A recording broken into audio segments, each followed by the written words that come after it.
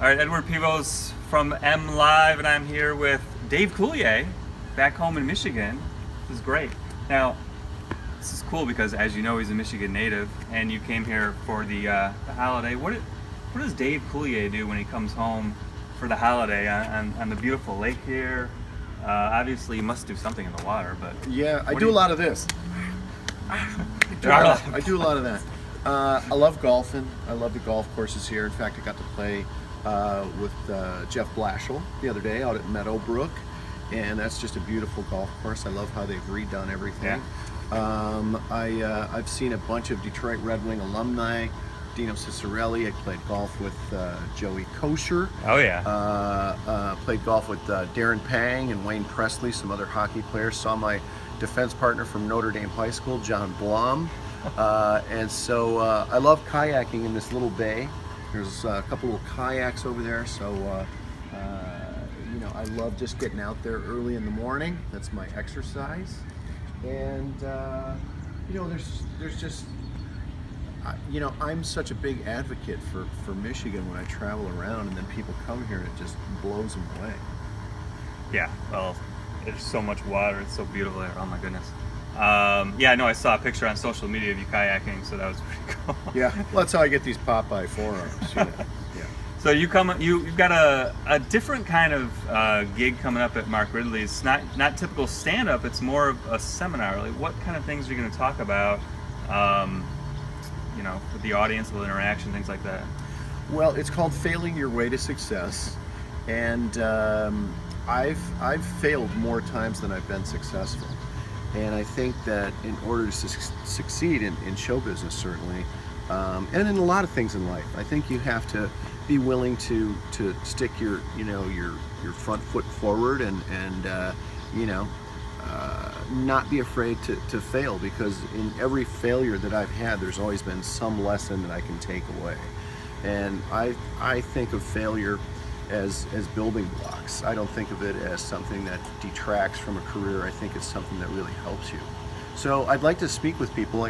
I've been doing this, it's coming up on 40 years since I first played at the Comedy Castle as a young comedian.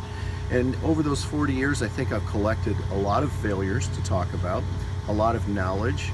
I've been really fortunate to be able to do a lot of different things, be a writer, be a producer, be an actor, be a director. I'm directing some of the Fuller House episodes. Yeah. In fact, next week I'll be directing the show. And you know, it's all those failures that have collectively, you know, made me, you know, someone who's been able to work for those 40 years. Now, Fuller House season 3 is shooting right now, as you just mentioned. That's cool. You're doing some behind-the-scenes work, doing some on-camera work.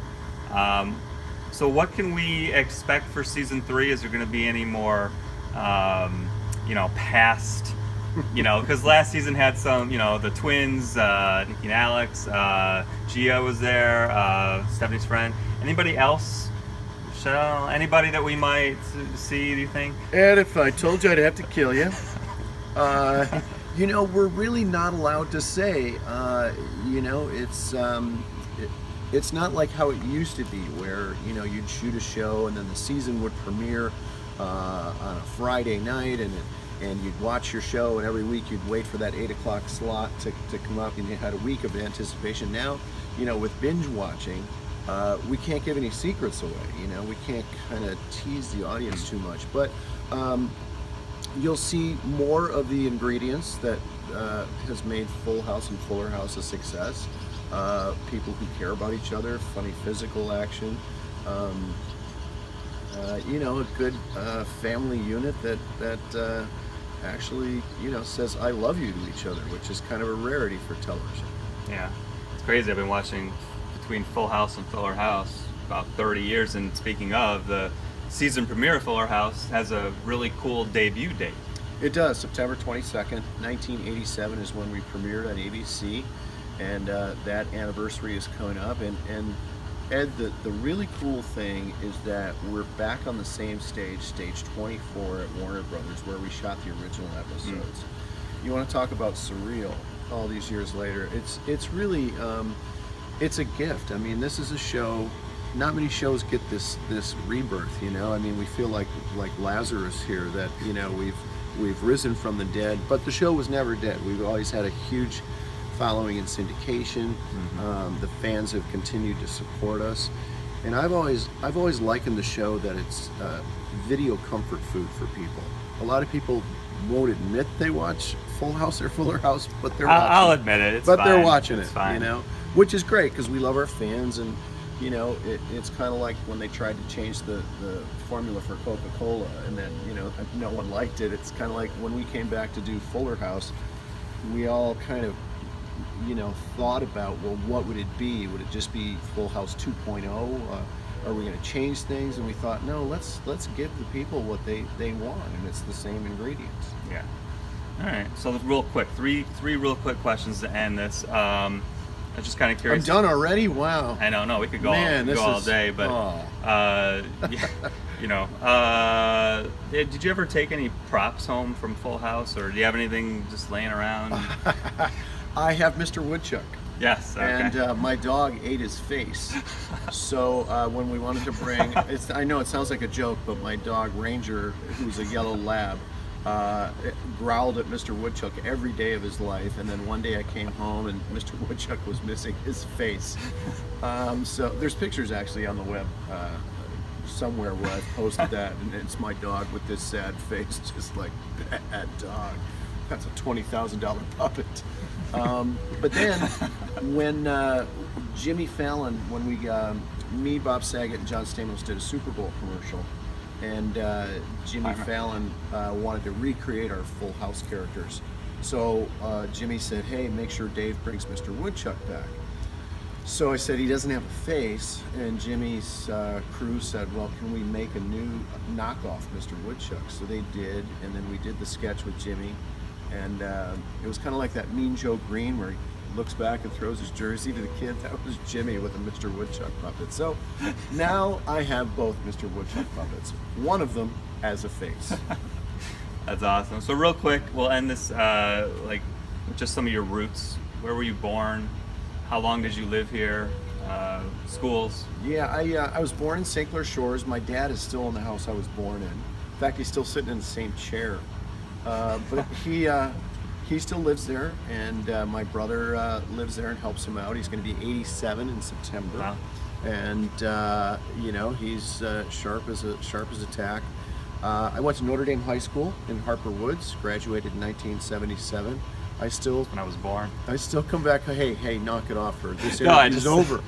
I still see a lot of my Notre Dame alumni guys. I saw Larry Pearl the other day out at Meadowbrook when I was playing golf with Coach Blashill. I love a couple of quirky restaurants here. There's a place called Travis Hamburgers at 9 Mile and Mac. And if you want one of the best hamburgers, have you ever been there? I haven't. Oh, you got to I'm go gonna now. have to go now. Thank you ha- for the suggestion. You have to go now. There's also a place called El Charro in St. Clair Shores, and if I want to expand like a couple of pants sizes, I'll eat there. Or I'll just wear, you know, just stretchy pants, and then you don't have to go out and buy a new pair. There's a couple of other just mom and pop places that I, you know, kind of like hanging out at. One I just go there because I know it's been there so long and I can't remember the name of the place. It's like Cafe, and it's really good. Yeah. And you love the wings. You wait till you see Little Caesars Arena. Oh, I know. I took a tour about 3 weeks ago. Oh, yeah. fantastic. It's going to be. I think it's going to be the nicest barn in the entire league. Yeah. I mean, it's the something. hope. It's something we should all be really proud about, and I hopefully will be able to play some more alumni games with the Red Wings alumni this year. We do about 6 or 7 charity games a year, Yeah. and I love playing with those guys. It's just, you know, I'm a kid in a candy store. In fact, I got to coach the Centennial game in Toronto when the Red Wings alumni played the Toronto Maple Leaf alumni. So it was me and Dave Lewis and Barry Smith behind the bench. That's some coaching power right that there. was some coaching power. And I was late for the bus ride going to the rink, and I got scolded when I walked into the dressing room. But I had a group with me. I was like, hey, wait, I have a group I got to take care of. So I love all those guys have been so welcoming to me as you know, just not only just a huge Red Wings fan, but as a hockey player and a friend. Very cool. All right. Well, This has been fun. Hey, Dave Coulier. We'll have all the info on your Mark Ridley's appearance on the story as well. Nice, so nice. that'll be nice. Yeah, But, come out and listen how I'm a big failure. Yeah, right. All right, cool. Well, this has been Edward Pevos for MLive with Dave Coulier.